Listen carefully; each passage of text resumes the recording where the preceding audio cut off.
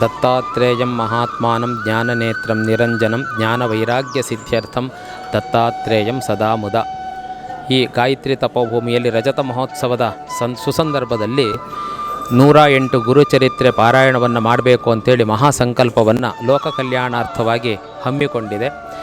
ಅದಕ್ಕೋಸ್ಕರವಾಗಿ 108 ಕಲಶಗಳನ್ನು ಇಡ್ತಕ್ಕಂತಹ ವೇದಿಕೆಗಳನ್ನು ಕೂಡ ಮಾಡ್ಕೊಂಡ್ಬಿಟ್ಟು 108 ಕಲಶವನ್ನು ಪ್ರತಿಷ್ಠಾಪನೆಯನ್ನು ಮಾಡಿ ಈ ಒಂದು ಕಾರ್ಯದಲ್ಲಿ 108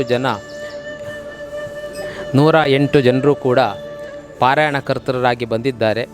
ಅವರು ಎಲ್ಲರೂ ಕೂಡ ಮಹಾಸಂಕಲ್ಪವನ್ನು ಮಾಡ್ಕೊಂಡ್ಬಿಟ್ಟು ಇದರಿಂದ ಆಧ್ಯಾತ್ಮಿಕವಾದ, ಆದಿಭೌತಿಕವಾದ, ಆದಿದೈವಿಕವಾಗಿರ್ತಕ್ಕಂತಹ ಒಂದು ಪ್ರಾಪ್ತಿ ನಮ್ಮ ಲೋಕಕ್ಕೆ ಉಂಟಾಗಲಿ. ಅದೇ ರೀತಿಯಾಗಿ ದತ್ತಾತ್ರೇಯನ ಆರಾಧನೆ ವಿಶೇಷವಾಗಿರ್ತಕ್ಕಂಥದ್ದು. ಆ ದತ್ತಾತ್ರೇಯನ ಆರಾಧನೆಯನ್ನು ಹೊಗಳಬೇಕಾದರೆ, ಅದನ್ನು ತಿಳಿಸಬೇಕಾದರೆ ವೇದಕ್ಕೆ ಸಮಾನವಾಗಿರ್ತಕ್ಕಂಥದ್ದು. ಸಕಲ ಸದ್ಗುರುಗಳ ತೀರ್ಥವೂ ಕೂಡ ಆ ದತ್ತಾತ್ರೇಯನ ಒಂದು ಇದರಲ್ಲಿ ಗುರುಚರಿತ್ರೆಯಲ್ಲಿ ಅಡಕವಾಗಿರ್ತಕ್ಕಂಥದ್ದು. ಸಕಲ ನದಿಗಳು ಕೂಡ ಆ ದತ್ತಾತ್ರೇಯನ ಗುರುಚರಿತ್ರೆಯ ಪಾರಾಯಣದಿಂದ ಸಕಲ ನದಿಗಳ ತೀರ್ಥದ ಸ್ನಾನವೂ ಕೂಡ ಪ್ರಾಪ್ತಿಯಾಗುತ್ತೆ. ಪುರಾಣಗಳ ಒಂದು ಏನು ಪಾರಾಯಣವನ್ನು ಮಾಡ್ತೀವಿ, ಅದೆಲ್ಲ ಪುರಾಣಗಳ ಪಾರಾಯಣವೂ ಕೂಡ ಆ ದತ್ತಾತ್ರೇಯನ ಗುರುಚರಿತ್ರೆಯ ಪಾರಾಯಣದಲ್ಲಿ ಅಡಕವಾಗಿದೆ ಅಂತ ಹೇಳಿಬಿಟ್ಟು ಈ ದತ್ತಾತ್ರೇಯನ ಒಂದು ಗುರುಚರಿತ್ರೆ ಪಾರಾಯಣ ಅನ್ನೋದು ವಿಶೇಷವಾಗಿರ್ತಕ್ಕಂತಹ ಮಹತ್ವವನ್ನು ಕೊಟ್ಟದ್ದಾಗಿದೆ.